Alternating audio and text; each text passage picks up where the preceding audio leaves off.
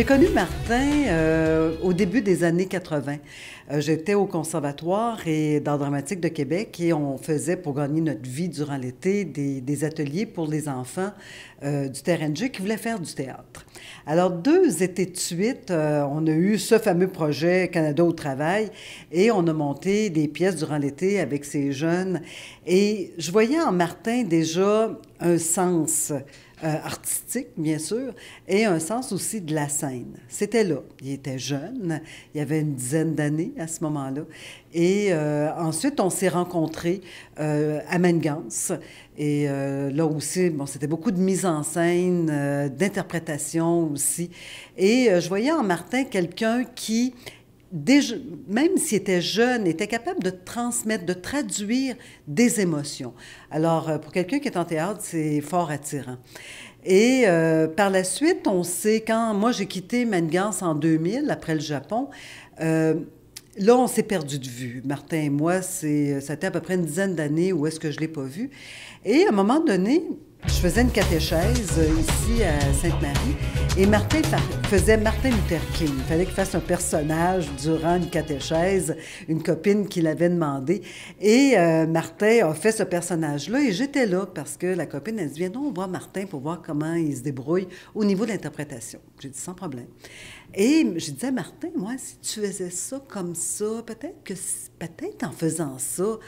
Ah, il dit, Aline, ben oui, c'est vrai, hein, ça serait mieux. J'ai dit, moi, je pense que oui. Et on a travaillé comme ça. Et puis, en quittant la catéchèse, Martin, il me dit, Aline, on va se revoir. C'est sûr qu'on va se revoir. Et on s'est revus parce que j'étais directrice artistique du festival et à ce moment-là, c'est ça, j'ai engagé Martin au niveau de la place du Comte, quand il faisait ses légendes. Il dit, ouais, j'en ai une à proposer. J'ai dit, oui, propose-moi là ta légende. Et là, on a commencé à travailler et ça fait depuis 3 ans qu'on travaille sur la légende et sur la future conférence. Ah, dès les premières réunions, je me souviens, je connaissais Martin un petit peu parce qu'on allait à l'école ensemble. Mais on rentre dans les scouts, on était gêné un petit peu. Martin, c'était le premier à se lever debout pour pouvoir chanter une chanson avec les animateurs ou pouvoir parler de ce qu'il voulait faire dans les scouts. Ça m'a marqué, ça. Dès le premier instant que j'ai vu Martin s'impliquer dans les scouts, là. Ça a été le même tout le long. On fait des scouts pendant 15 ans de temps. Ça a toujours été la même histoire. Martin, il était pas gêné. On se lève debout, on parle, on raconte des histoires, on raconte des légendes. Autour d'un feu, Martin, c'était automatique, on laissait parler. Vous vous êtes vraiment côtoyés toute votre vie, vous êtes des amis, vous avez vécu toutes sortes de choses similaires dans vos vies personnelles. Est-ce que Martin a vécu ça de la même manière que toi ou as-tu fait la démarche qu'il a fait, c'est-tu quelque chose qui t'a étonné? Pour ces conférences, Martin, il m'a pas étonné parce que ça fait tellement longtemps qu'on parle de qu'est-ce qu'on vit ensemble. Ça fait 35 ans qu'on vit des choses, des bonnes ou des mauvaises. Quand Martin m'a dit « Stéphane, j'ai envie de... aller plus profondément un petit peu, puis d'en parler aux autres, qu'est-ce que j'ai vécu. » Et puis, ben, sur le coup, j'ai dit, ouais, c'est quelque chose, Martin, on s'ouvre comme ça au monde, puis lui, il est bon là-dedans. Puis, il le fait bien aussi, fait que quand il m'en a parlé, j'ai pas pu dire, non, Martin, on fait pas ça, ça n'a pas de bon sens. Au contraire, c'était, ben, vas-y, mon homme, puis essaye-le, puis si ça te plaît, ben, tant mieux, on va t'encourager.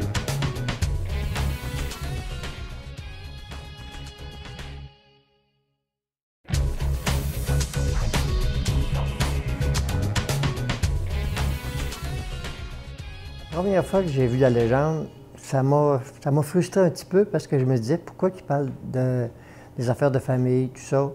Il me semble qu'on n'était pas habitué à ça. Et en revenant chez nous, puis réfléchir à ça, je me suis dit, coudonc, c'est pas une affaire, c'est pas si mauvais que ça. Pourquoi le cacher?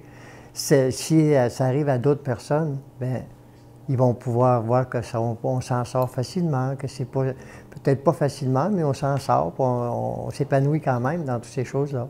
Même jeune, il aimait ça, qu'à raconter des légendes, prendre le palier, être en avant, puis non, ça ne m'a pas surpris du tout.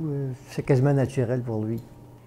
Martin est spécial. Martin, c'est un garçon qui fonce, qui est décidé. Puis lorsqu'il a une idée, qu'il veut accomplir des choses, bien, Martin il va au bout de son idée, puis il prend les moyens pour y arriver. Il est très rassembleur à la famille aussi. Lorsqu'on a un projet de fête, de vacances, c'est lui qui prend le téléphone le premier pour essayer de réunir la famille. Puis assez souvent, c'est des beaux projets qui font qu'après, on s'en souvient qu'on a passé des belles journées ou de belles vacances. Puis Martin était toujours en première ligne. On ne peut pas être fier de Martin. Tous ceux qui le côtoient l'aiment. Hein? Alors, c'est notre fils, alors on est très heureux d'avoir un Martin dans notre famille.